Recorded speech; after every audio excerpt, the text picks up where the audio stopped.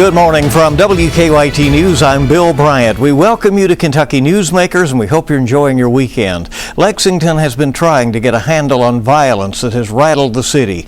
Police have changed some of their strategies. Mayor Gorton has started new programs, and this week there was even a prayer service to seek divine intervention to bring an end to the shootings and other crimes. One of the initiatives is One Lexington, which is run by Lexington activist and hip-hop artist Devine Carama. Lexington is his hometown. Carama has worked hard to find ways to get young people engaged in rewarding activities and to shun violence. There's been some success, given that most of the shootings, the situations this year, have involved older victims and suspects. But everybody knows violence is a top concern in the city, and it has landed as a main issue in the mayor's race as well. One Lexington director, Devine Carama, is joining us. Thanks for coming. We appreciate it very much. Devine, this city has been through a lot of violence. Once again, in recent months, your program really got ramped up earlier in the year. Is anything working to slow it down? Yeah. First and foremost, just prayers and thoughts to all the survivors, family members of the victims. It has definitely been a tough year. To answer your question, I think we're seeing some progress among youth and young adults. We've seen the gun-related homicides come down about 50%. We've had a decrease in shootings, and I think that is because of the direct, intentional work of One Lexington and its community partners focusing on that age group.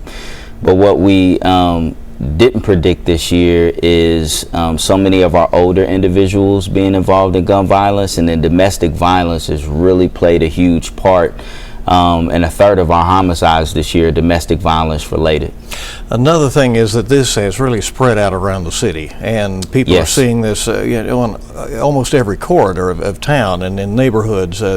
Things have been happening. That has been attention getting to people across the city. It is, and one thing, just doing these different community forums, working within the school system, we are now getting calls from schools that in the past didn't seek our services as far as mentoring and extra support, but because, like you said, gun violence is now impacting all of us, you're seeing more people want to be a part of the solution, which honestly is what it's going to take. It's not a one mayor, a one strategy. It is going to be an all hands on deck, and Lexington has never seen this level of gun violence, so we're still building that infrastructure of unity that some of these other cities have, and that it's going to take to see us decrease gun violence in all spectrums, not just for youth and young adults, but all across the board. How do you convince everybody that they have a stake in this? As you say, if it happens in a neighborhood, then oh my goodness, for a little while there's some concern, but how do you convince everybody in town, the businesses, the residents in neighborhoods that maybe have seen less of this until now, that they need to get involved? Sure. I think it's two things. One is we have to amplify the voices of the survivors. I think oftentimes it's the activists like myself, it's the politicians that are out there talking about it, but what about those who have been impacted themselves, who have lost loved ones, who have been shot themselves? I think when people hear their voice, I think it hits a little different.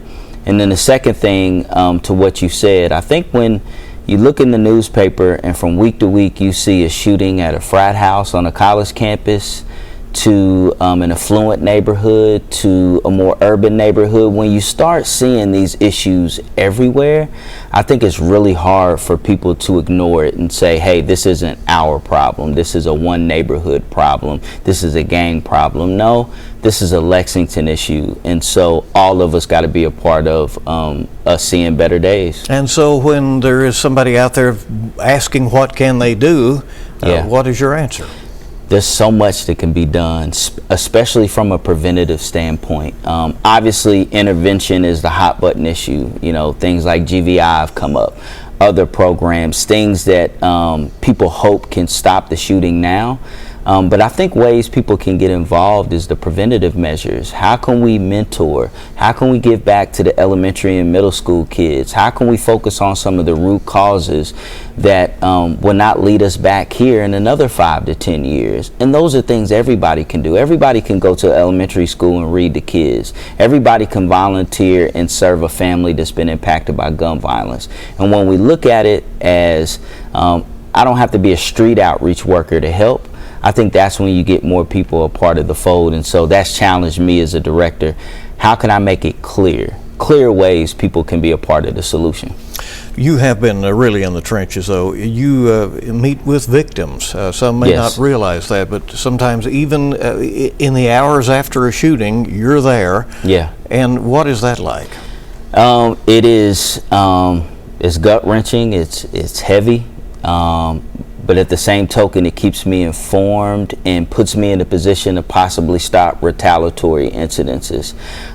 We don't talk about that a lot because there's components to this work that we can't share via social media.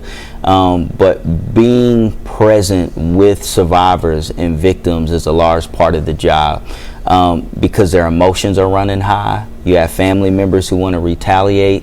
You have some that fall into depression. They're already dealing with disparities and barriers, and those are exacerbated, which could lead to future violent incidences or worse. And so being supportive of survivors is a big part of the job.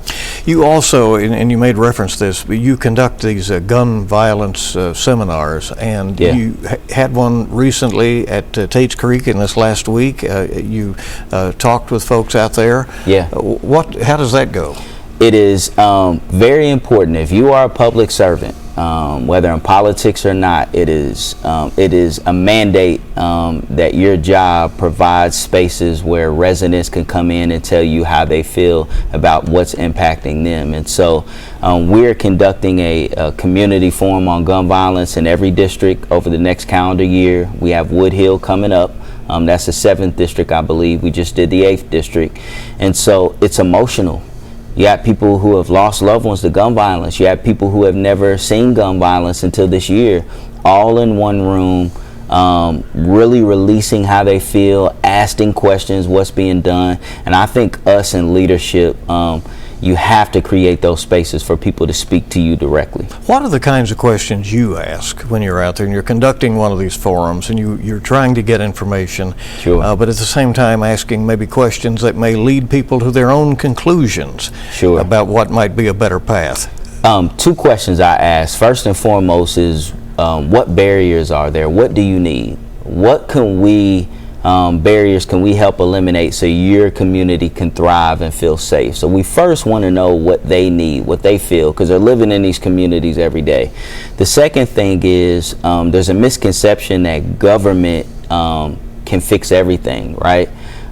When in reality, any great movement starts from within a community. And so my second question is, what can you do to make your community safer? What can you do to make your community better? And if there are barriers, then our job in government is to remove those barriers. So those are usually my 2 questions. Would it be better if neighborhood associations and other such groups got very active in this sort of thing as well across the city? Yes. Obviously they you have a lot to discuss, from the condition of the sidewalks to who parked an RV in the wrong place kind of thing. That's right. But if they had some discussion of this, would that be helpful? I think so, and we've pushed some of those, and we've seen the Northside Neighborhood Association, we've seen Georgetown Street, William Wells Brown, the East End Neighborhood Association pick this issue up, and they have been talking about it internally. And so I'm with you. That's where it starts. We can talk and debate about everything else from sports to sidewalks, but what about something that is threatening the quality of life of all of Lexington? And 2, I think it creates a space for some difficult conversations, maybe some that have been avoided for a long time. A lot of these people that have been impacted by gun violence have been in this cycle because of certain systemic disparities, because of some root things, and we got to talk about those. How is this hurting the image of the city? There are a lot of people don't want to talk about the fact that there are real estate type decisions and business decisions that are being made based on some concerns people have about this. Yeah, I think that's a real thing. Obviously, my first instinct is I'm more worried about those being directly impacted. But your question is very honest and real, because for our city to continue to thrive, you have to have people invest and want to be in this city, because that helped lift the entire city. And so I do think it's an issue, and and that is definitely something in our mind when we're doing our work. If there is progress with young folks, as you're indicating, and the numbers are getting better there, and maybe some of what you're doing is effective there, and the suspects and the victims are older, does there need to be a separate program that targets that issue? Yeah, I think a lot of the work that Tiffany Brown is doing in our office, she's the equity implementation officer, she focuses on a lot of root causes that impact that older demographic. She recently had an expungement clinic where I think over 200 individuals came in, get their record expunged so they can find employment, which hopefully will remove them from that cycle of violence. But then also I think we got to understand, once you get to an older population, enforcement is one of the bigger deterrents. And so I think our police officer being depleted the way that they are, I think that has something to do with it. They are working hard. They are working double time. They are doing great work. But I think you got to keep that in mind as well. As you know, and you mentioned again the group violence intervention, the GVI piece that has been debated a lot, and as you know is mixed up in the mayor's race right now. Oh yeah. The mayor has determined that it would not work in Lexington. Mm-hmm. It sounds like some of what you're doing is some of that type of work. Yeah. But she has a concern about some particular things. Yes, her and the chief, and I think that there's GVI, but then there's CVI, and so CVI is community violence intervention, and so they're similar in the components of community activists going out and actually touching and getting in tune with those who are in the cycle of violence, those who are doing the shooting, but those who are victims. But I think the part that our chief and our mayor is really worried about, and if I'm honest myself as well, is just the proponents where we're calling in individuals who may or may not be involved in that cycle of violence, depending on what they look like and where they live. And when we've talked to other cities, they said that has set the relations back between underserved communities and police officers decades, that approach. And then also, just judging by the data, we haven't seen it be impactful in 2021 and 2022. 6-7 years ago, GVI had an impact in some cities, but 6-7 years ago, Lexington, what we were doing was working too. And so if it worked, and if it was something we didn't think was detrimental to the community, trust me, we would implement it. Is it helpful or hurtful to have this all happening in a political season? Because it is, it's forcing conversations that might otherwise not be held. That's right? true. That's true. And I think that just the structure of our democracy, that's always a good thing. But for me, somebody whose work relies on unification, community support, it definitely is a lot harder to get that unified support around some pretty practical things when you're in the middle of an election season. And so regardless of where the election goes, I really think once we move beyond this political season, I really think you'll start to see elements of our community come back together as one. And that's really the only way we're going to see progress long term. You told me months ago that you were surprised and disappointed by the way things have turned in the city that you grew up in and know so well. Does the nostalgia of a more peaceful time when people could play and walk the streets freely and enjoy themselves on a nice evening have some power of its own when you think back? I mean, aren't people hoping to regain that sense of ownership of their community? They are.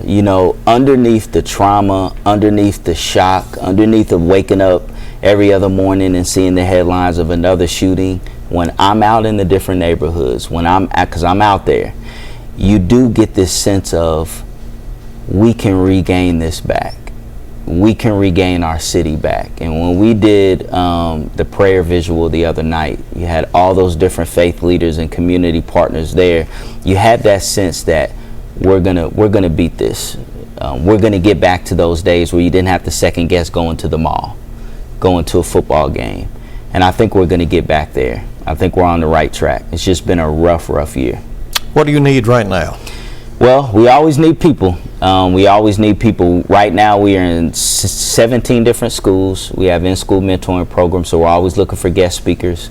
We are always serving. I was just on the phone with some gunshot survivors from some of the recent spikes in violence, and so they need different things, from mental health services to groceries. Some of them have fell into depression, haven't worked for a while, so there's always a broader village needed to support those survivors. Continued prayer and just staying active, understand what's going on, go beyond just the headlines and really research and see what's going on. Devine, you have a footprint beyond Lexington. You have the coat drive, and you're going to concentrate on eastern Kentucky this year, which Yes. Has had this horrible flooding situation. They're in terrible need up there, as you know, and as the cooler air sets in, you know, you begin to feel the holidays aren't that far away. Right? They are not. And obviously this is our 9th year doing our coat drive. We've given away over 15,000 brand new coats the last 8 years. We service central and eastern Kentucky. Obviously, eastern Kentucky was hit hard by the floods. We're already getting calls from our partners there. And so the need this year is going to be great. With inflation and that extra need, we're really going to need the community to come together. We do brand new coats only. Obviously, we just don't want to provide a coat, but we want to inspire, and obviously for health reasons, right? Coming out of a pandemic. And so we need donations, we need volunteers, and we look to be a blessing to our brothers and sisters in eastern Kentucky as well as right here in Lexington. How can people find out more about that? They can go to our website, believinginforever.com, or they can find us on Facebook, Believing in Forever Inc., and everything will be posted there. And then One Lexington has its own social media. And so if you go to Facebook, One Lexington, and if you go to the city's website, you just click on the tab, search for One Lexington, and we'll pop up all of our initiatives, all the things that we're doing is there. And so we would love to have people get more involved there as well. Devine Carama, thank you for coming in. We appreciate it and all the work you're doing. Thank you. And stay with us. We'll be back on Kentucky Newsmakers in a moment.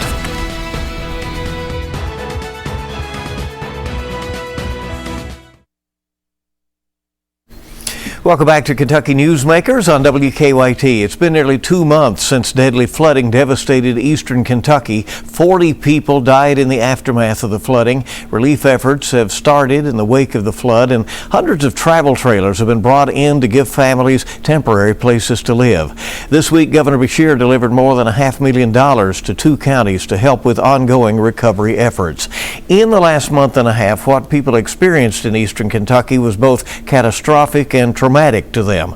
We have seen the visible scars of flooding play out right before our eyes, but it's what we don't see in those waters and what was left behind that is creating an even deeper and darker mark on communities and the people where it all happened.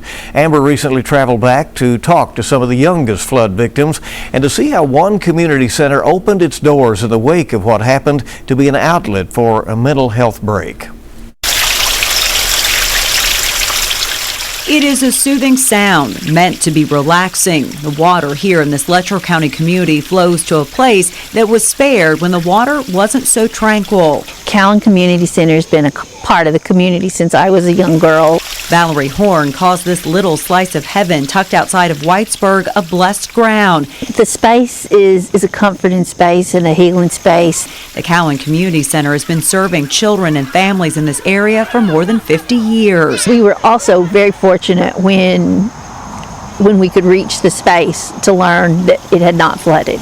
But Horn knew the devastation around it was widespread, and a place already dealing with so much. No one deserves the disaster to have their home swept out from under them in the dark of the night and the early morning. And it was then that Horn knew this space of serving would play a part in the healing moving forward. Within a few days, we realized that this was a critical space that needed to be utilized also, and we opted to go with what we do best and what we know best. And that's children. And for many, the scars of flooding are now deep-rooted. I hear from parents just yesterday talking here, one and her child had worried when it began to rain. We need to get home. It's going to flood. We need to get home. It's going to flood. The center's traditional summer program shifted into a place of escape for both children who experienced flooding and those who didn't to come together. Meals were provided. and simple things like games and art allowed for emotions and healing to play out in a very normal way. Their well-being and their mental health has been a priority, and I think what has happened is a lot have had their safety shaken. Andrew is one of those. Like all the houses that got like swooped away, and like all the water just slid it away. But despite losing everything, Andrew and his sister Ada have found joy in just being kids here at Cowan. It's home. It feels like home. Being family means we help each other and we're nice to each other. It's not always just play. The team here has had outside help in mental health training, and a lot of times it's about just listening. We sat in on a moment where talking about your feelings was okay. I'm really proud of all of you and the help that you're sharing. You quickly understand that everyone here, no matter the age, has been affected, and that these youngsters have been looking out for one another. It's been terrible. I mean, I didn't go through that, but seeing them get rid of their house just makes me feel bad. Kristen Pauley is 11. Her family lost everything in their home and have been relocated several times. She was supposed to start middle school this year. Honestly, it's really devastating to see all this happen, especially downtown in Whitesburg. Kristen, being a little older, has been able to be a listening ear herself to those younger. She shares a bond with so many because of the flooding, but she admits talking to others about it has helped her own mental health. It helps like take stuff off from your chest. Like it helps you let stuff out and talk about it, makes it a little bit lighter for you and to carry on. This sign at Cowan really says it all. We love our children. And in a place where Valerie Horn says there's a tradition of just being tough and accepting the circumstances, she hopes that in the aftermath of flooding, these children know that healing takes time, but it starts at a place where love flows stronger than water. There's a lot of resiliency in these youth. Amber Philpott with that story. And students in Letcher County return to school tomorrow, and there, of course, is hope that they will continue to be able to do well in school and the healing process can come along and provide some more normalcy. In just a moment, we're going to hear from Thomas Tolliver and his activity in the east end of Lexington. It's quite interesting. We'll be back on Kentucky Newsmakers in a moment.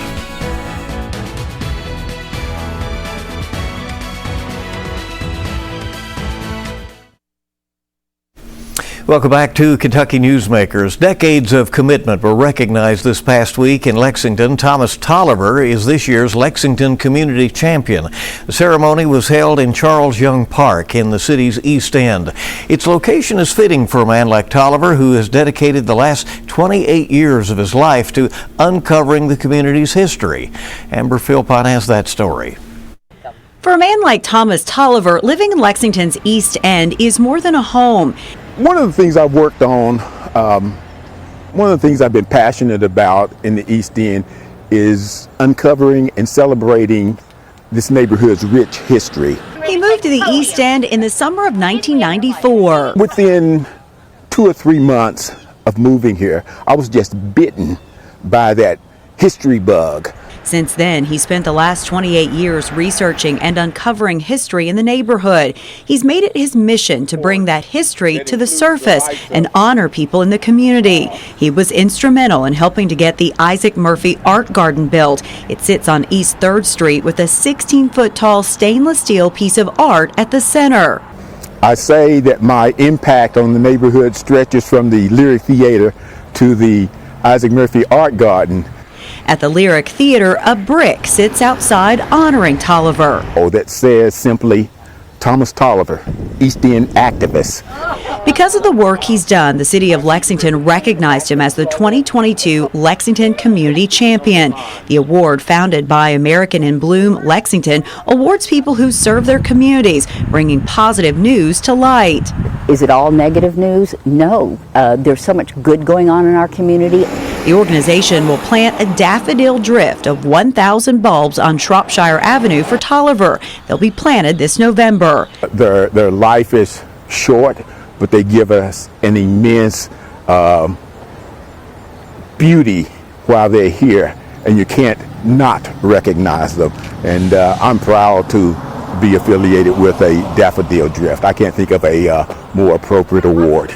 Tolliver knows he won't be here forever, and he hopes someone new steps up and takes over the work he's done. I hope somebody will come along, somebody younger, 20 years younger than I, take up that charge and not let this history be lost, or this momentum that we have in researching and uncovering our history be lost. Congratulations to Thomas Tolliver, who, by the way, back in the day was a reporter for the Lexington Herald-Leader. And last year, the late councilmember Jake Gibbs was the city's community champion. A reminder, we're now closing in on about 6 weeks away from the November election, so we'll be studying up, especially on those amendments that will be on the ballot, Amendments 1 and 2. We'll have more details, of course, as we get closer on that. WKYT will be presenting a mayoral debate in partnership with the League of Women Voters. Our working date for that right now is Monday, October 17th. We anticipate airing that at 7 o'clock on the CW Lexington. We'll keep you posted as we nail down the details. Next week on Kentucky Newsmakers, here we plan to feature interviews with candidate for Lexington Mayor David Kloiber and candidate for Fayette County Coroner Larry Owens. Stay with WKYT News for all the latest. Follow me on Twitter at KY Newsmakers for political and news updates. And that is Kentucky Newsmakers for this week. We hope you make it a good week ahead.